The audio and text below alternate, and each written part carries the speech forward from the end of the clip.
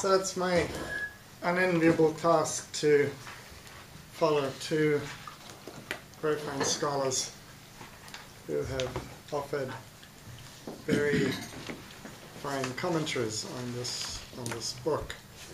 A task for which I'm really unqualified myself. I'm not Arab, I'm not Jewish, I'm not Christian. I have managed to perfect the art over the last 20-odd years of turning up here relatively frequently, sort of rootless cosmopolitan goy wandering around the Near East or West Asia. Southwest Asia.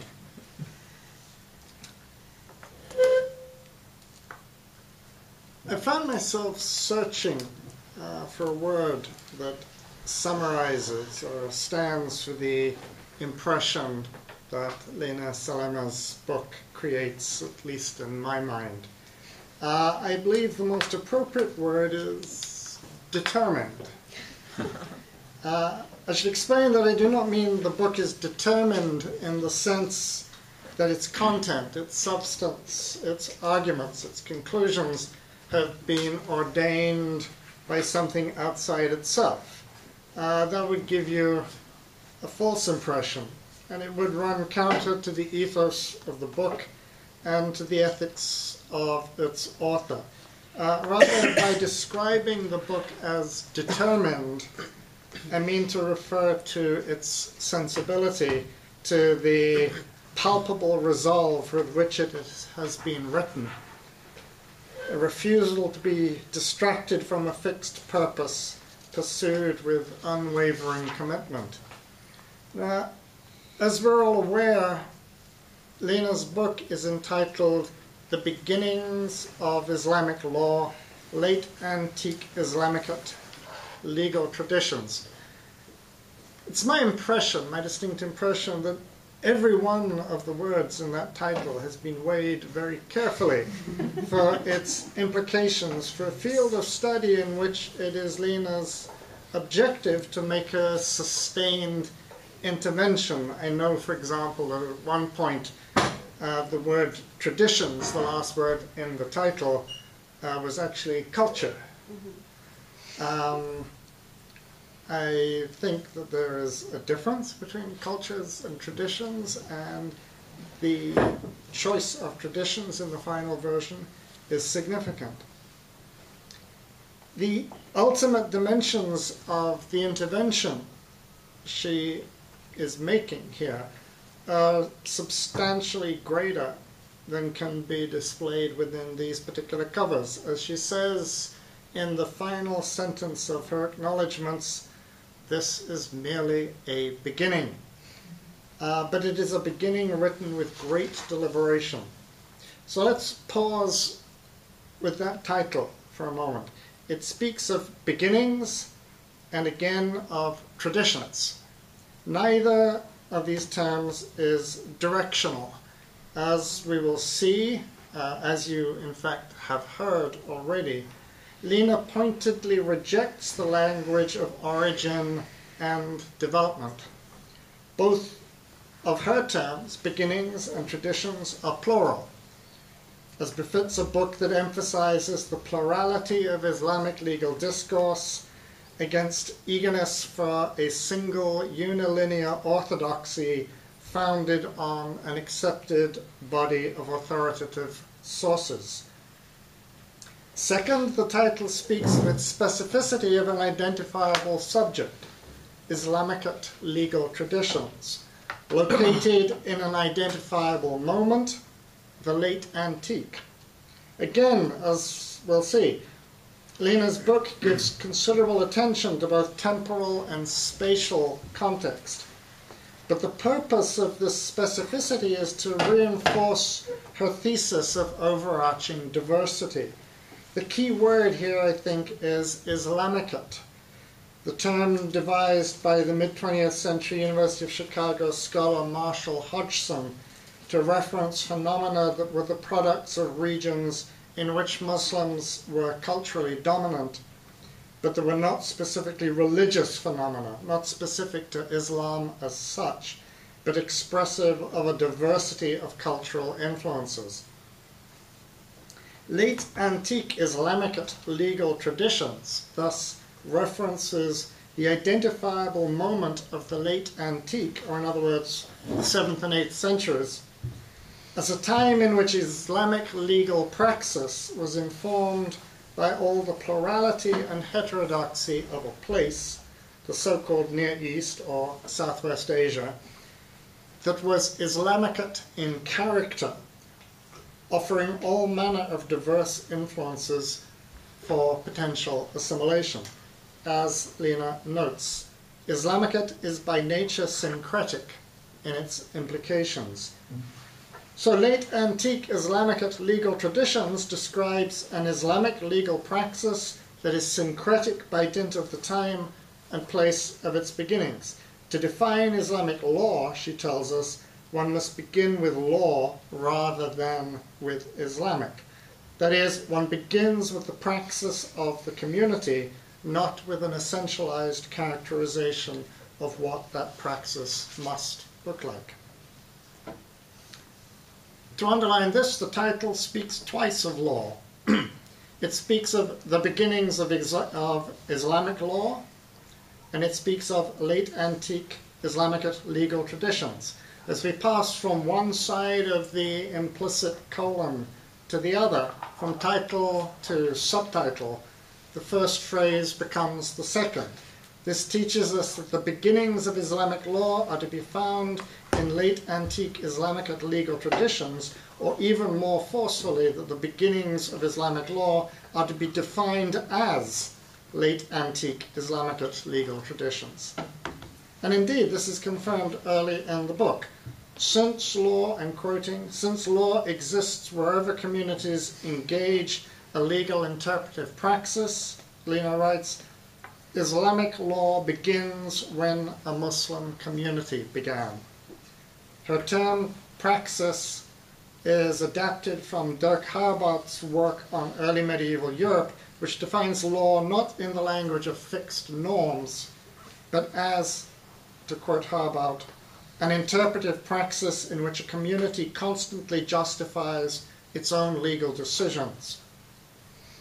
Differentiating a legal tradition expressed in jurisprudence and legal doctrines from a legal system expressed in rules and their enforcement, LENA defines the Islamic law of her title as the legal interpretive praxis of Islamic communities produced with the objective of being part of the Islamic movement, a praxis that engaged multiple groups and institutions, that expressed social and not simply legal practices, and that displayed interactions with coexisting non-Islamic legal traditions.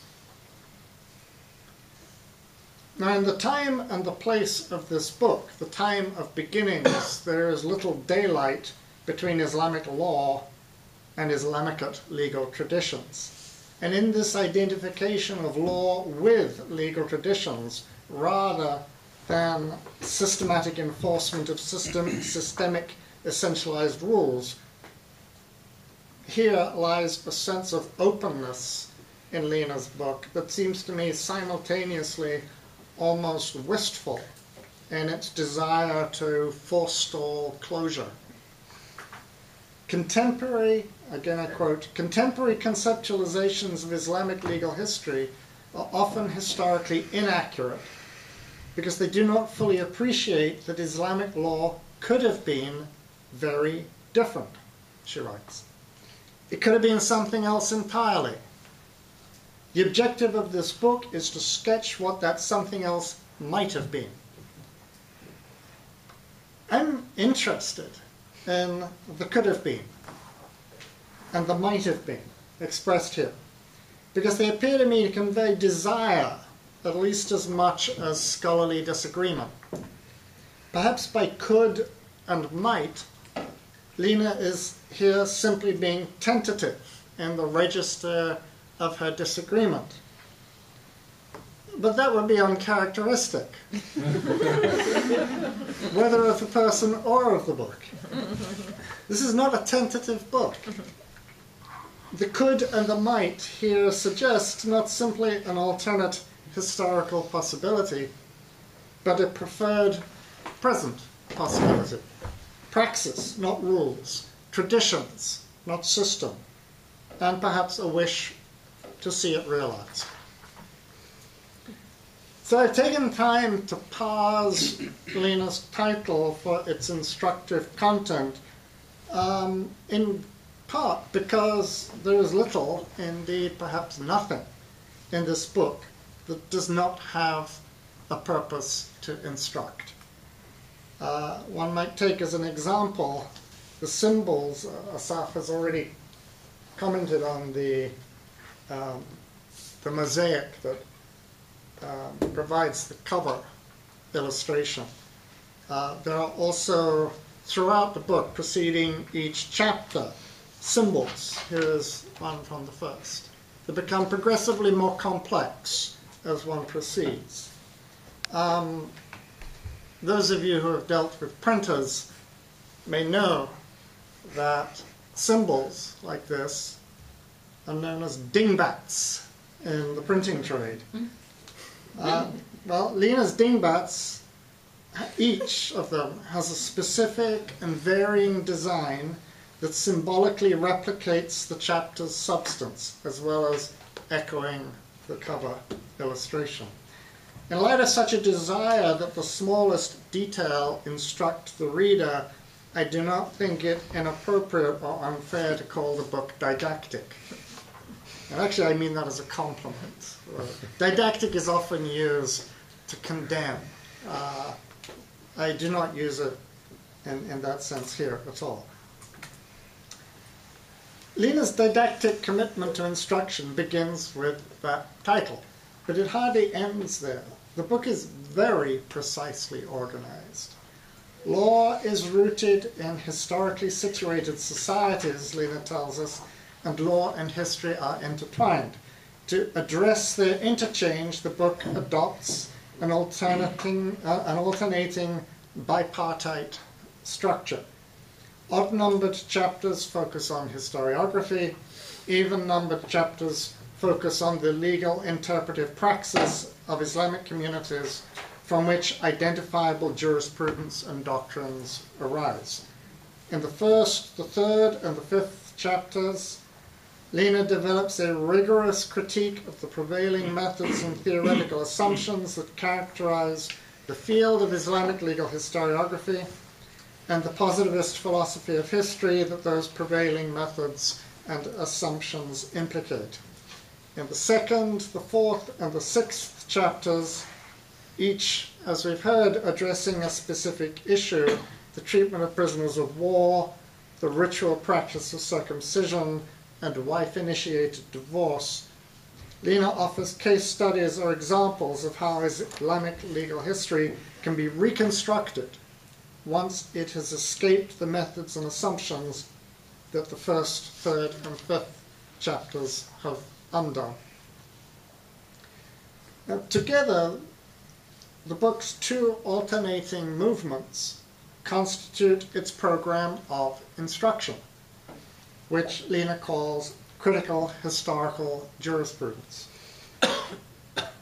As a scholarly practice, LENA's critical historical jurisprudence attempts to expose the distorting effects on legal history of dominant disciplinary methodologies, ideological commitments, and anachronistic resort to modern terms and concepts that conceal law's dialogic encounters with contemporaneous and predecessor legal traditions beneath anthropomorphic metaphors of origins and development.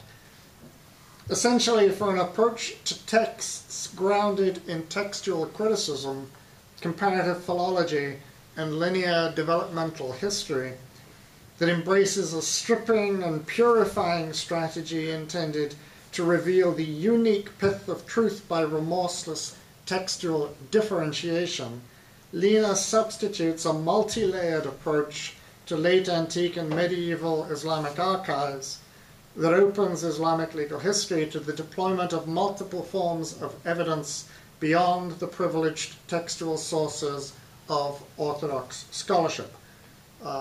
So, to include biography, to include Quranic exegesis, to include historical narratives, tradition reports, to include the evidence of cotemporal religious and legal traditions, and so forth. So doing, Lina is able to show in her case studies how practices of legal interpretation changed over time, how, as she puts it, the logic of Islamic law simultaneously recycles and innovates Islamic traditions within a dynamic normative space. So I began by describing the book as determined in the sense of manifesting an unwavering commitment, and also as an intervention. So let me try to be a bit more precise. Against what is it an intervention? To what is it committed? That which the book is written against, that of which it is a critique, is a field of historical study that Lina finds more or less frozen in scholarly orthodoxy, committed to a reading of the past that does no more than confirm a particular reading of the present. By and large, Islamic legal historiography imagines Islamic law as having a determinate origin and as developing along a particular linear trajectory determined by that origin. The interpretive stasis of the field creates a static object, a body of law that has been described as immobile, formalist, theocratic, rigid, anti-democratic, contrasted to its detriment with supple, adaptive, secular Western law. All of these characterizations are, of course, familiar components, not simply of scholarly commentary, but also of current political commentary on Islam. So, in a very real sense, Lina's book is an intervention not simply in scholarship, but also in contemporary politics. But although that second political intervention comes occasionally to the surface, it's the first scholarly intervention that is dominant. As I've already indicated, Lina traces the static orthodoxy of Islamic legal historiography to particular disciplinary practices, atheoretical textual criticism, comparative philology, and evolutionary developmental history, all of which share roots in 19th and 20th century positivism. Her goal is nothing less than a complete transformation of how her field thinks about its subject. For the anthropomorphic imagery of inquiry into the origin of Islamic law, its conception, its birth, its parentage, its maturation, the narrow linear framework into which positivism forces historical evidence and philological obsession with source criticism, Lina substitutes an historicist exploration of the circumstances of Islamic law's incipiently plural beginnings, its representation in multiple Islamicate legal cultures, and its fluid and fluent interrelationships with cotemporal legal traditions, notably, as you've heard, Jewish law. Her three case studies stress the artificiality of treating late antique Islam in isolation from late antique Judaism or late antique Christianity. Indeed, they challenge, and with, to my untutored, it should be clear, this is not my field, but to my untutored eye, they challenge with considerable evidence the confessional separation of Muslim from Jew and from Christian, finding instead a mishmash of customary practices, flexible and diverse. Now, although this is quite clearly post-structuralist scholarship, Lina has a soft spot for Claude Lévi-Strauss and his observation that whether one is an anthropologist or a linguist, or for that matter a historian, the object of one's inquiry should not be the terms per se, but the relations between the terms. It's worth adding that much of her descriptive historical inquiry into the modes of formation of Islamic law and of contemporary legal traditions in the space and time of her inquiry could be characterized using a second Levi-Straussian concept as an inquiry into a process of bricolage. Or in other words, the construction of an artifact from a diversity of resources that happen to be available. One need only add that it is LENA's subjects, no less than LENA herself, who are the bricoleurs here. The distinction, she writes, between Islamic and non-Islamic practices is nearly indiscernible in the beginning of Islamic history, she writes. Late antique Islamic society is a fusion of several Near Eastern elements. Islam was and is always hybrid. The nouns in that last sentence, fusion, hybrid, they're significant for bricolage. So I think are the verb tenses, always hybrid, was and is. The bricolage of Islamic law, of Islam itself, is not simply past here, but also present. Once again, in other words, one encounters that desire to forestall closure to which I referred earlier. A desire for a present that is other than that ordained by orthodoxy's false necessities. This strikes me, this strikes one, as a tremendously liberating project. The book itself could be used with enormous profit, I think, in courses on historical methodology, no less than on Islamic and Jewish law. It is one of the most successful examples of critical legal history in action that I have ever come across. To some extent, one can attribute the success to the apparently ossified state of the target. The field of Islamic legal studies, that is, and the deadening intellectual effects of its insistence on what Lina calls scholarly orthopraxy, correct conduct. It's certainly the case that in responding to that orthopraxy, Lina writes, as other critical legal historians have written, with polemical effect. But her book is not a polemic. It is, by and large, scrupulously polite. We stand on the shoulders of giants, she writes near the beginning. To criticize limitations in the work developed by precursors or colleagues, I quote, is not an act of disrespect or a rejection of their contributions, but a necessary and fundamental part of the scholarly process.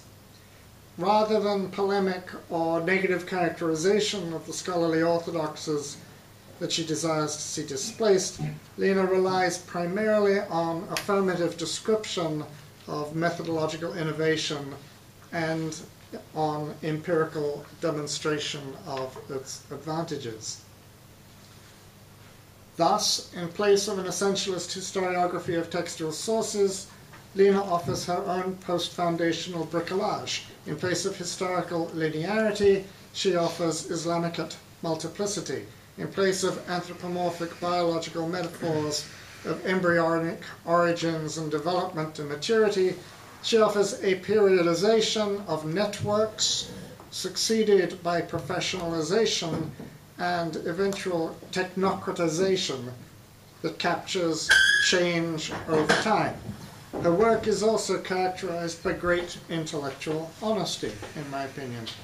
In the empirical demonstrations represented by her case studies, for example, her openness in discussing the interpretive choices she makes is striking.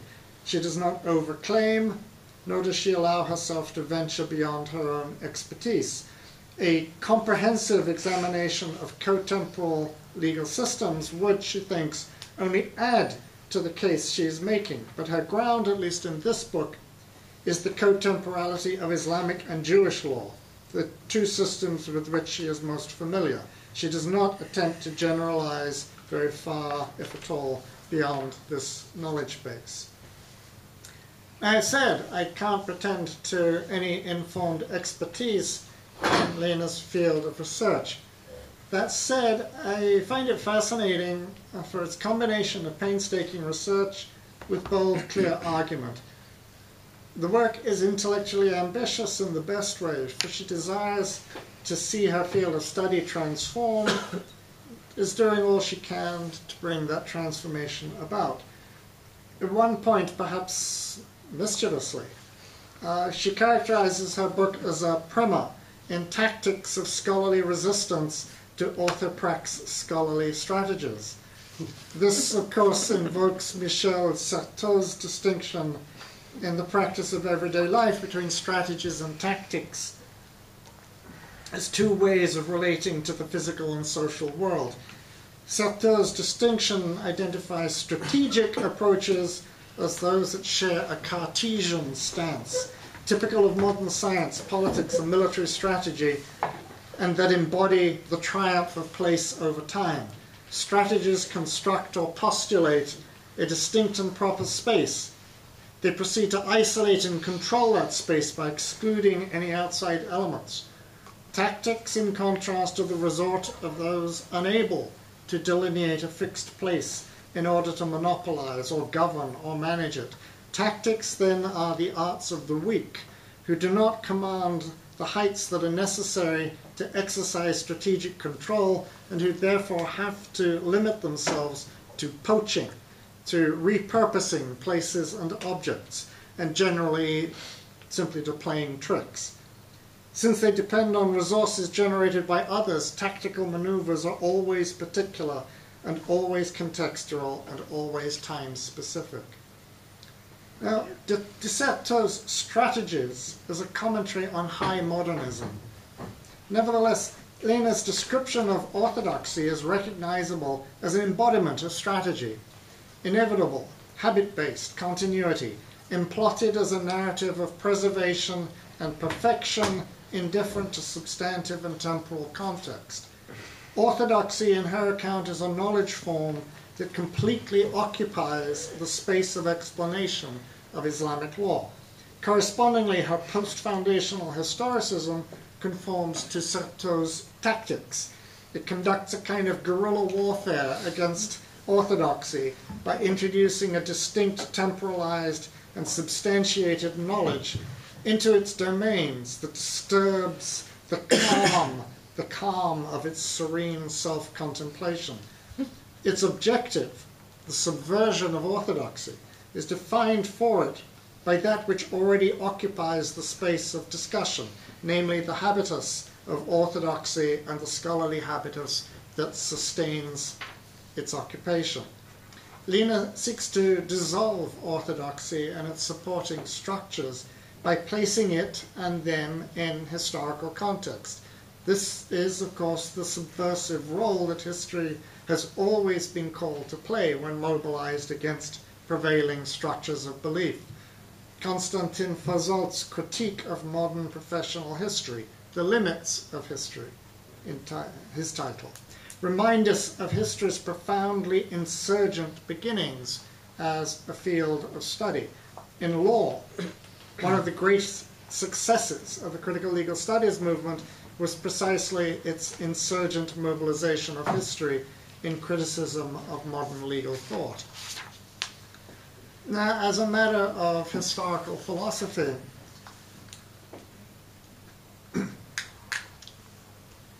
I am, as Lena knows, less convinced than she is of the promise attending critical legal history's embrace of radical contingency, its anti-foundational impulse. Knowledge formats, in my view, orthodoxies, if you like, are stubborn and persistent. They are temporally disobedient. They exist in relatively stable assemblages. It may well be that in the aftermath of the self-examination initiated by this book's subversive account of Islamicate legal traditions, one will discover certain kinds of intellectual persistence that survive her historicism. She acknowledges this herself. Her approach is not simply anti-foundational.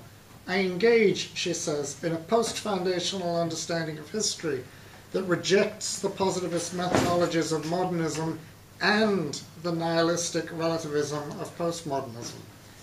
A post-foundational understanding of historical objectivity rejects the positivist notion that particular methodologies generate absolute truth, with a capital T. Instead, post-foundationalism pursues heuristics that generate historical truth, with a small t, in the sense of the best account that is currently possible. The important point, the bottom line, is that LENA's book demonstrates why, in this realm of scholarship, a historicist revolution seems called for. A book as important as an attempt to initiate a searching examination of how a field of study has conducted itself, and of the assumptions its methods have embedded in the very results it has produced. That examination seems a vital prolegomenon, a vital beginning itself to disciplinary renewal, and for that I think she deserves congratulations. Thank you.